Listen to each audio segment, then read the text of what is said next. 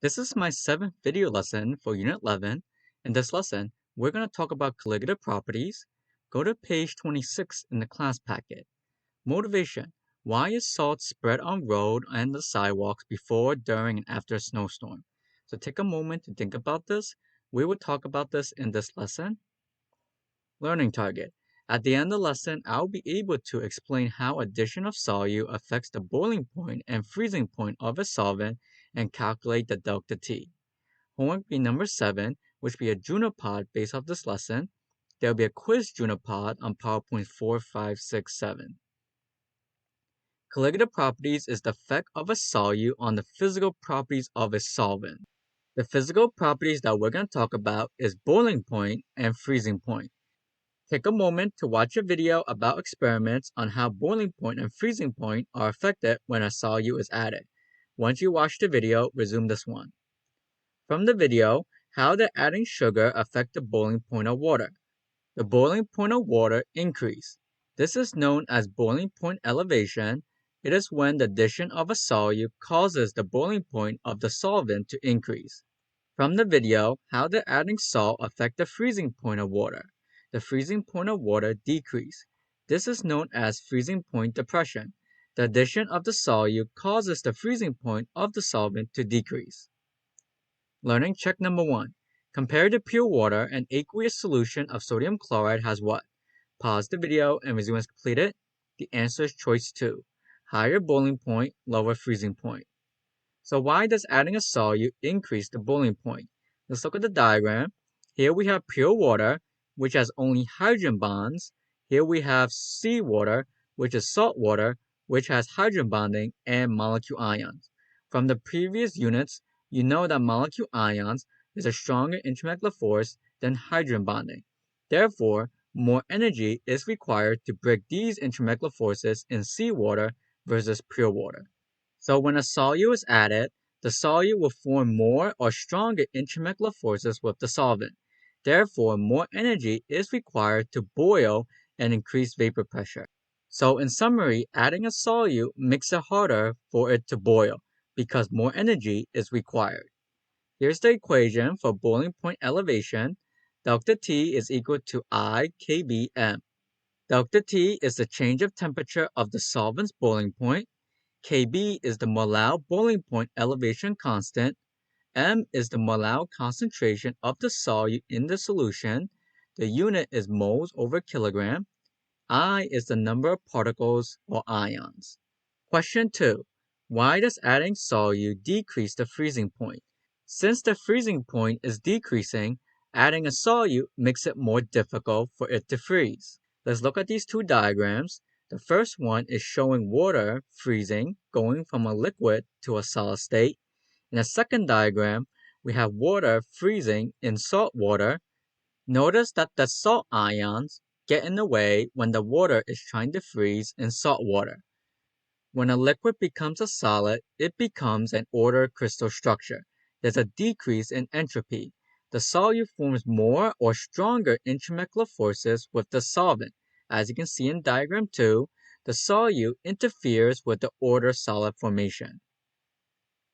The freezing point depression equation is delta T is equal to I kFm.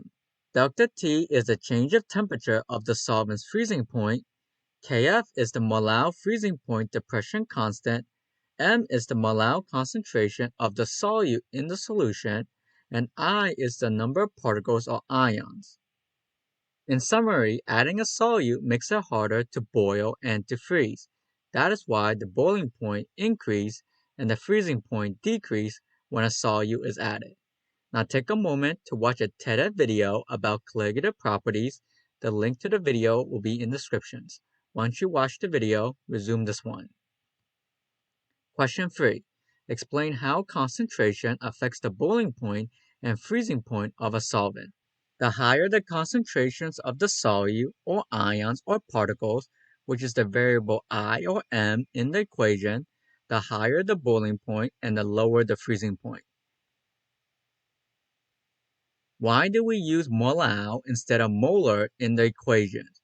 If you recall from the previous lesson, molarity can be affected by the changes of temperature. unlike molal, which uses mass. Since there are changes in temperature, which can affect volume, which affects molarity. That is why we use molal. In question 5, we will be determining the value of I, which is the number of ions or particles. Let's look at the first example. Since NaCl is an ionic compound, when it dissolves in water, it breaks up into ions. There's sodium ion and chloride ion. Since we started with 1 molar, we have 1 molar of each ion. The number of particles is 2, therefore I is 2. Let's look at the next question.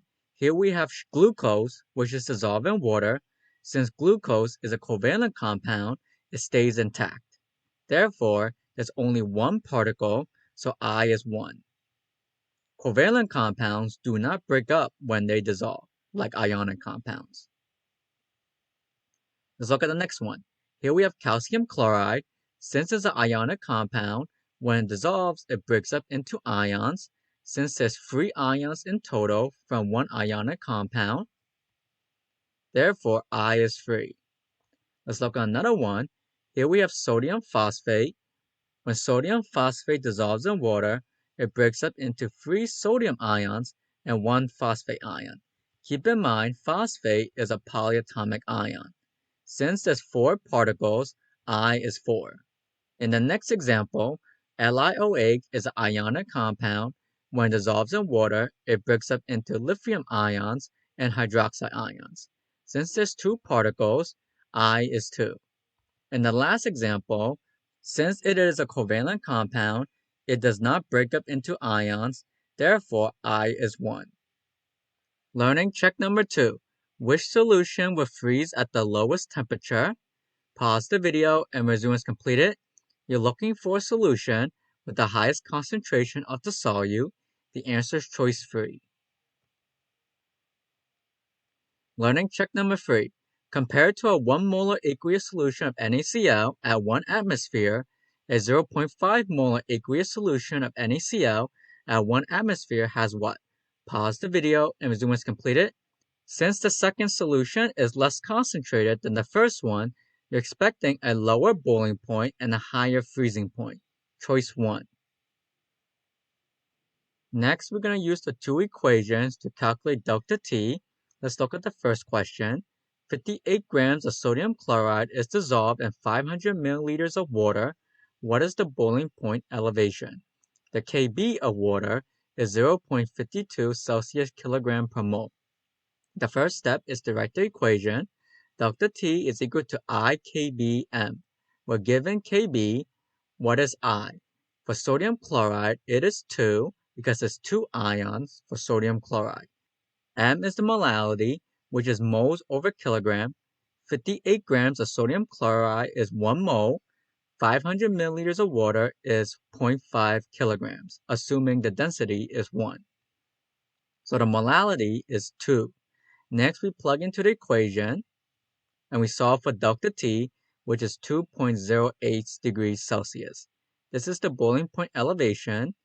This means the boiling point of water was raised by 2.08 degrees. So the new boiling point will be 102.08 degrees Celsius.